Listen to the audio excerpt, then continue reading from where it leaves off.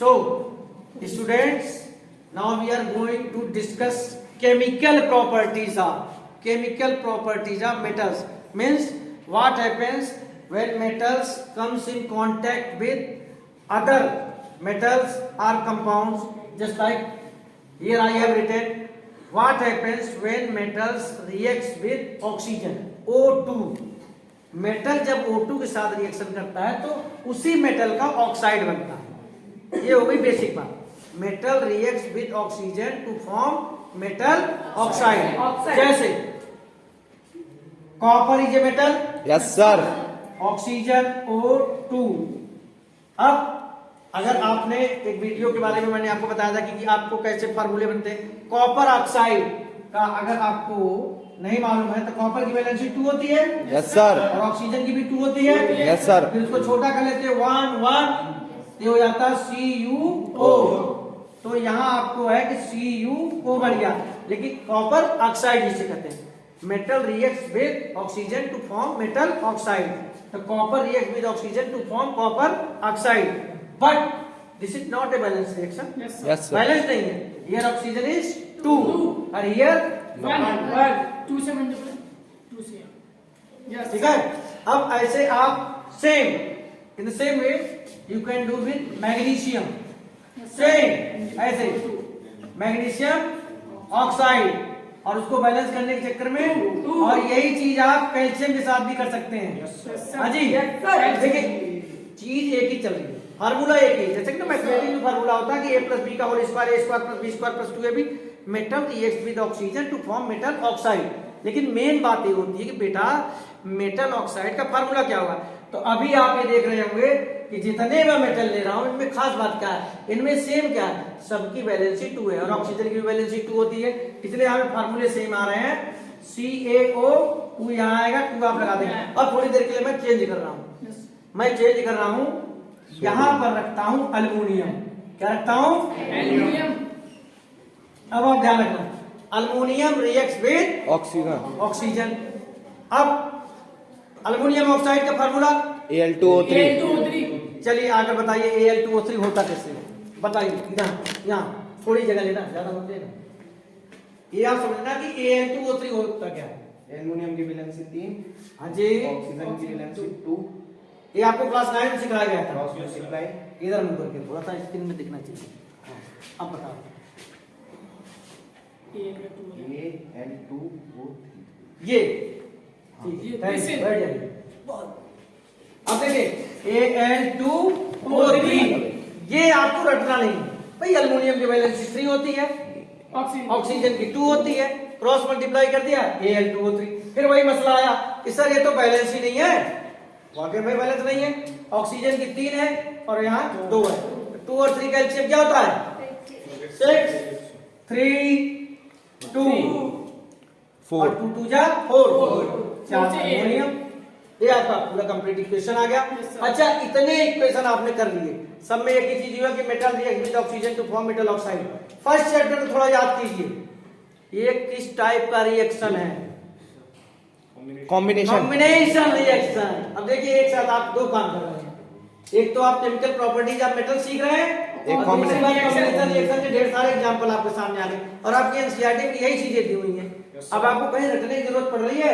No sir. एक video जिसका link मैं इसी वीडियो में दे दूंगा, रेफरेंस में डिस्क्रिप्शन में दे दूंगा, ठीक है। वहां पर क्या दिया, एलिमेंट्स की वैलेंसी, जो बड़े बड़े एलिमेंट्स हैं जैसे कॉपर जिंक वगैरह, कुछ ग्रुप्स हैं उनकी वैलेंसी, ये सब दिए। वो वैलेंसी आप मतलब ऐसे लगभग समथिंग अराउंड 40 लोगों की वैलेंसी आपको दिमाग में फीड करनी पड़ेगी, याद करनी पड़ेगी। कुछ की वैलेंसी याद करने की जरूरत नहीं पड़ती। इलेक्ट्रॉनिक, उसमें मैंने बताया कि इलेक्ट्रॉनिक कॉन्फ़िगरेशन से वैलेंसी कैसे निकाली जाती है। इतना आप कर लोगे तो 500 कंपाउंड्स का तो आप खुद ही, जैसे इन्होंने अभी बना के दिखाया हमें कि सर Al2O3 होता है और ऐसे होता है, वैसे आप खुद बनाना सीख जाओगे तो आपसे गलती होने का चांस खत्म होता है और रटने उठने का मसला खत्म होता जाएगा और आप चीजों को सीखने लग जाएंगे। लेकिन शुरुआत आपको कुछ वीडियोस करनी पड़ेगी जो मैं डिस्क्रिप्शन में दूंगा।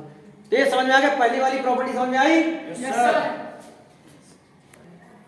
बेटे जो मेटेलिक ऑक्साइड, अभी आपको मेटल ऑक्साइड दिखाई दिया ना, ज्यादातर मेटेलिक ऑक्साइड वाटर के साथ रिएक्शन नहीं करते, मतलब इनसॉल्युबल होते हैं। इनसॉल्युबल मींस उसमें डिजॉल्व नहीं होते, है ना। जैसे कि आप ईंट को पानी के अंदर डालो नहीं मिलेगा। तो एडजस्ट करते हैं, Solid, solid। वो शुगर थोड़ी है कि घुल जाएगी। दूसरा तो ज्यादातर मेटेलिक ऑक्साइड के साथ यही होता है, लेकिन कुछ मेटल आपके बहुत ज्यादा रिएक्टिव होते हैं, जैसे आपने नाम सुना होगा सोडियम, पोटेशियम। पोटेशियम। तो भाई इनके जो ऑक्साइड होते हैं ना, highly reactive।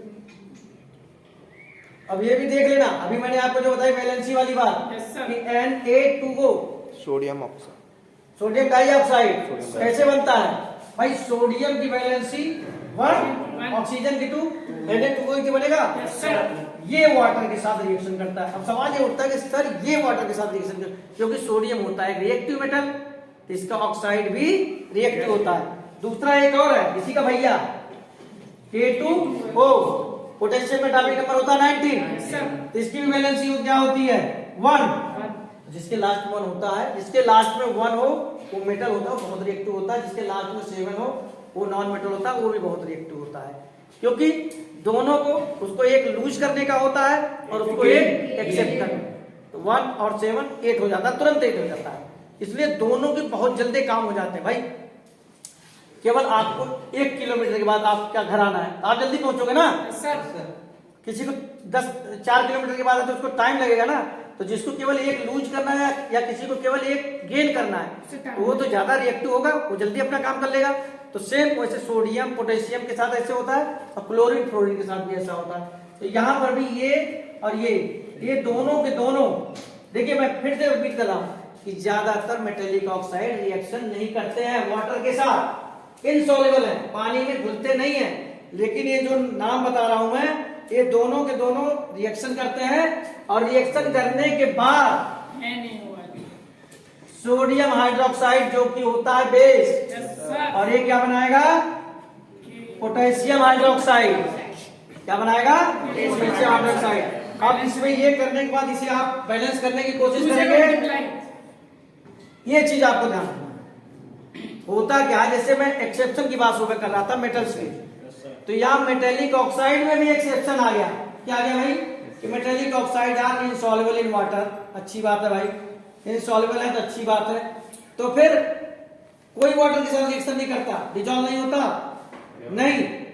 2 हैं, सोडियम ऑक्साइड और सोडियम डाइऑक्साइड और पोटेशियम हाइड्रोक्साइड, ये दोनों करते हैं। क्यों करते हैं भाई? क्योंकि ये ज्यादा रिएक्टिव होते हैं। अब इसके बाद मैं आपको बताऊंगा, वो तो अलग से होगा। इसके बाद आपको जो चीज बताई जाएगी वो बहुत ही इंपॉर्टेंट है और कई बार पेपर में आ चुकी है, दैट इज एम्फोटेरिक ऑक्साइड। नाम नहीं सुना होगा, बताऊंगा उसके बारे में क्या होता है एम्फोटेरिक ऑक्साइड।